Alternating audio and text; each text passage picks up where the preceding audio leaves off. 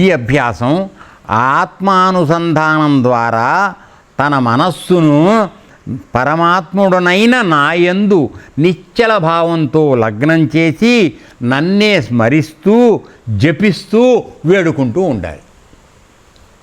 ఈ ఊరికే దొరుకుతుందని అనుకున్నావేమో, చాలా ఉంది ప్రాసెస్ ఈ అభ్యాసం. మరి అందుకే భగవద్గీతలో ఆయన చెప్పాడే, వాడు నా మనసు మాట వింటలేదు, గాలి నాపడం ఎంత కష్టమో అంత కష్టంగా ఉంది, నువ్వేమో అన్నీ చెప్తున్నావు, అన్నీ ఎదురుకుండా పెట్టావు, నన్ను అజ్జేయమంటావు, నాకెట్ట అవుతుంది, నా వల్ల కావట్లేదని అర్జునుడు కొట్టుకున్నాడు. అసంశయం మహాబాహు, నువ్వు చెప్పింది కరెక్టరా బిడ్డ, అన్నీ ఉన్నాయి, కానీ అవన్నీ నీకోసం కాదు. తిని అందులో పడి కొట్టుకోవాల్సిన వాళ్ళు పేడ పురుగులు ఎవరైతే ఉన్నారో వాళ్ళ కోసం అవి. నువ్వు దాన్ని దాటి వచ్చావు, నీకు అవన్నీ అప్లై కావు. అయినా నీ మనసు మాట వింటలేదన్నావు, కరెక్ట్, మాట విందది. ఎందుకని 84 లక్షల జన్మ నుంచి దాని ఇష్టం వచ్చినట్టు తిరగడం దానికి అలవాటైంది. ఇప్పుడు కంట్రోల్ చేస్తానంటే ఎటువంటిది విందు. దానికోసమే అభ్యాసయతున కౌంతేయ, నువ్వు ప్రయత్నపూర్వకంగా అభ్యాసం చేసి దాన్ని నెమ్మదిగా అది ఎట్ట చేయాలో చెప్తాడు. ఇప్పుడు వస్తుంది వినండి. ఈ అభ్యాసం ఆత్మానుసంధానం ద్వారా, ఆత్మని అనుసంధానం ఎక్కడికి, మన లోపల ఉన్న పరమాత్మ దగ్గరికి, నీ జీవాత్మని, అదే యోగం ఇప్పుడు మీరు నేర్చుకుంటోంది. దాన్ని అనుసంధానం ద్వారా తన మనస్సును పరమాత్ముడనైన నాయందు నిశ్చల భావంతో, చలనం లేకుండా ఏకాగ్రత, నిశ్చల భావంతో లగ్నం చేసి నన్నే స్మరిస్తూ నామజపం చేసుకుంటూ ఉండు, లోపల స్మరిస్తూ జపిస్తూ వేడుకుంటూ ఉండాలి. తండ్రి నన్ను ఉద్ధరించు. ఎందుకని మనసు మాట ఏందో, ఈ బాధపడుతున్నానయ్యా, నేను నిన్ను చేరాలనుకుంటున్నాను, నాకు తోవ దొరకడం లేదయ్యా, తండ్రి నన్ను కాపాడు, నన్ను రక్షించు, నాకు మార్గదర్శనం చేయి అని వేడుకుంటూ ఉండాలి. మనస్సును స్థిరం చేసే ప్రయత్నంలో, ఇప్పుడు మనస్సును మనం స్థిరం చేయాలి, అదే కదా నిశ్చల బుద్ధి అంటే, అదే కదా నిశ్చల మనస్సు అంటే. స్థిరం చేసే ప్రయత్నంలో మనస్సు చంచలమై అటు ఇటు పరుగులు తీస్తుంటే, రోజు అదే కదా మనకి ప్రయత్నం. పేరుకి గంట కూర్చుంటున్నాం, 55 నిమిషాలు మనసు అటు ఇటు పరిగెడుతూనే ఉంటుంది. ఒక 5 నిమిషాలు ఏమన్నా మనం అసలు దృష్టిలోకి వెళ్తామేమో, అర్థమైందా? అయినా పర్వాలేదు, అసలు ఏం చేయడానికన్నా నువ్వు బెటర్ కదా. ఎరా ఏమీ తెలియనివాడు ఏమీ చేయట్లేదు కదరా, వాడు 24 గంటల ఆలోచనలోనే ఉంటున్నాడు. నువ్వు గంట కుస్తీ పడితే ఒక 5 నిమిషాలు భగవంతుడే, అంతవరకు నయమే అది. సో మనస్సును స్థిరం చేసే ప్రయత్నంలో మనస్సు చంచలమై అటు ఇటు పరుగులు తీస్తుంటే గట్టిగా ప్రయత్నించి, ఉండు, మన ఇద్దరం కాసేపు తర్వాత మాట్లాడుకుందాం, అర్థమైందా? నేను యోగం చేస్తున్నా, ఈ ఆలోచన కాసేపు ఆలోచిస్తా, దీని సంగతి ఆలోచిస్తా, అందువల్ల ఇప్పుడు నన్ను బాధ పెట్టకు, నా తల్లి కదా, నా మాట విను, తర్వాత మాట్లాడుకుందాం, మన ఇద్దరం ఆలోచన చేద్దాం, కాసేపు ఆగు, ఇట్లా దాన్ని ప్రార్థన చేయాలి, అంతే. తర్వాత గట్టిగా ప్రయత్నించి పట్టుదలతో పట్టుకొని, దాన్ని విడిచిపెట్టకుండా పట్టుకుని ఉండాలి. పట్టుకుని దానిని లాలించి లాలన చేయాలి. నా మాట వినవే మంగారు తల్లి, నా మాట విను, నేను మళ్ళీ చేసుకుందాం, మనం కాసేపు ఆగు, నేను పెళ్ళాన్ని బతిలాడుకుంటుంటారు కదరా, అట్లాగే ఇది కూడా, అంతకన్నా ఇంకేం లేదు, ఓకేనా? ఇది తొందరగా అర్థమవుతుంది మీకు అది చెప్తే అట్లా. తర్వాత దానిని లాలించి బుజ్జగించి, నా బుజ్జి గదే,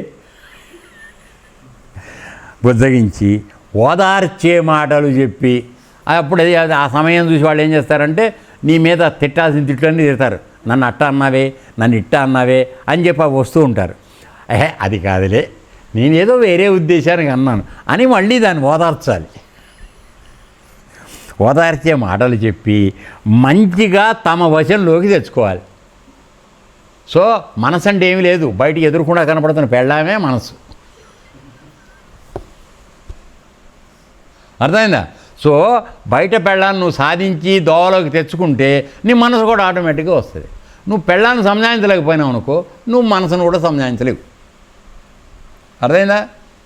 మనసన్నా కొన్నాళ్ళకి దోవలోకి వస్తుందేమో కానీ పెళ్ళాం మాత్రం రాదు. అది ఓకే. తర్వాత అయిపోయిందా? ఈ ఒక చిన్న పేర చేసేసి సుమతి అనగా మంచి మతి కలిగిన వాడు. దుర్మతి అంటే చెడు మతి కలిగిన వాడు. కుమతి అంటే మనం ప్రేయర్లో వాడుతుంటాం, కుమతి మై కుమతి అని, అంటే కుళ్ళైన బుద్ధులు కలిగిన వాడు. తర్వాత సుమతి అంటే మంచి మనసు కలిగిన వాడు. ఇంద్రియాలను ప్రాణాలను తన వశంలో ఉంచుకోవాలి. ఇక్కడ నీకు తారక యోగం చెప్పబడుతోంది. ప్రాణాలంటే ఏమిట్రా? వాయువే కదా, పంచప్రాణాలు. సో ఈ వాయువును నియంత్రించి అది ఇష్టం వచ్చినట్టు వెళ్లకుండా ఒక మార్గంలో పెట్టి దాన్ని తీసుకొచ్చి చెప్పేది నీకు తారక యోగం. సో ఆ విధంగా ఇష్టం వచ్చినట్టు తిరిగే, అదుపు ఆజ్ఞ లేని భార్యలాగా తిరిగే మనసు ఏదైతే ఉందో దాన్ని నువ్వు తోవలోకి తేవాలంటే దానికి అందుతున్నటువంటి ప్రాణవాయువుని నియంత్రించాలి. ఆ విధంగా ఇంద్రియాలని ప్రాణాలని వశంలో ఉంచుకోవాలి. మనస్సును ఒక్క క్షణం కూడా స్వతంత్రంగా విడిచిపెట్టరాదు. దానికి ఏదో ఒక మంగళదది, ఆ మంగళ దానికి ఏదో ఒక పని అప్పచెప్పాలి. దానికోసం ఏం చేశారు? పనేమీ లేకపోతే నామం చేయమన్నారు. అని నామం చేసుకుంటూ కూర్చుందనుకో, అప్పుడు వేరే ఆలోచనలోకి వెళ్ళదు. లేకపోతే ఊళ్ళో ఏం చేయాలా, అక్కడ ఏం చేయాలా, ఇక్కడ ఏం చేయాలా, దాని మీదకి వెళ్ళిపోతూ ఉంటుంది. మామూలు దాని అలవాటు. అందుకని దానికి అవకాశం ఇవ్వకుండా నువ్వు దానిలో ప్రయోగం చేయి. అది సద్వినియోగం అయితే చెయ్యి, మంచి పని చేయి. అర్థమైందన్న? తర్వాత విడిచిపెట్టరాదు. మనోగమనాన్ని క్షణం క్షణం కనిపెడుతూనే ఉండాలి. ఇది అమనస్కం. అమనస్క యోగంలో ఇది నువ్వు చేయాల్సింది. ఇక్కడ మొట్టమొదటిలో ఏం చేసాం? ప్రాణవాయువుని తారకంలో ప్రాణవాయువుని నియంత్రణ చేయడం నేర్పుతున్నాం సరే చేసిన వాళ్ళకి. ఓకేనా? రెండోది అమనస్కంలోకి వచ్చేటప్పటికి మనస్సు ఎట్ట పోతుందో, క్షణక్షణం అది ఎట్ట పోతుందో దాన్ని పట్టుకు. తర్వాత ఇలా సత్వసంపన్న బుద్ధి ద్వారా, అంటే సత్వగుణంతో నిండిపోయినటువంటి బుద్ధి ద్వారా మనస్సును తన వశంలో జాగ్రత్తగా ఉంచుకోవడం అభ్యాసం చేసి విజయం సాధించాలి. ఇక్కడ ఏం చెప్తున్నాడు చూడు. సత్వసంపన్న బుద్ధి ద్వారా మనస్సును తమ వశంలో ఉంచుకోవాలి. మామూలుగా మనందరికీ జరుగుతున్నది ఏమిటి? మీ అందరికీ ఎన్నోసార్లు చెప్పాను, మనస్సు చెప్పినట్టుగా బుద్ధి కూడా మారిపోతుంది బలహీనంగా ఉంది కనుక. అర్థమైందా? ఇప్పుడు నువ్వు ఇంత పని చేస్తే, ఇంద్రియాలని ప్రాణాలని మనసుని ఆలోచన చేసి తోవలో పెట్టడం వస్తే అప్పుడు ఏమవుతుందంటే నీ బుద్ధి బలవంతంగా తయారవుతుంది.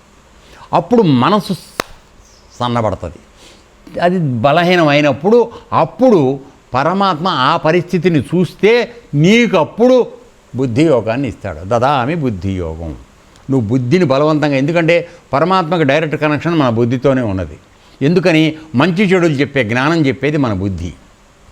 నువ్వు దాన్ని వాడుకోవడం చేత కాకుండా ఎప్పుడు తప్పుడు పనులు, మనసు చెప్పినట్టుగా తప్పుడు పనులు చేసుకుంటుంటే అక్కడ ఆయన రాడు. బండ గుర్తు పెట్టుకోండి. అది చెప్పినట్టు వినే పరిస్థితి, మంచికి నువ్వు వెళ్ళాలనుకుని వచ్చినప్పుడు పరమాత్మ అనుగ్రహం నీకు దొరుకుతుంది. ఓకే, ఇంతవరకు. కాబట్టి మనసుని వశంలో ఉంచుకోవడం అభ్యాసం చేయాలి. ఇది అభ్యాస యోగం చెప్పాడు. అభ్యాసేనతో కౌంతేయ.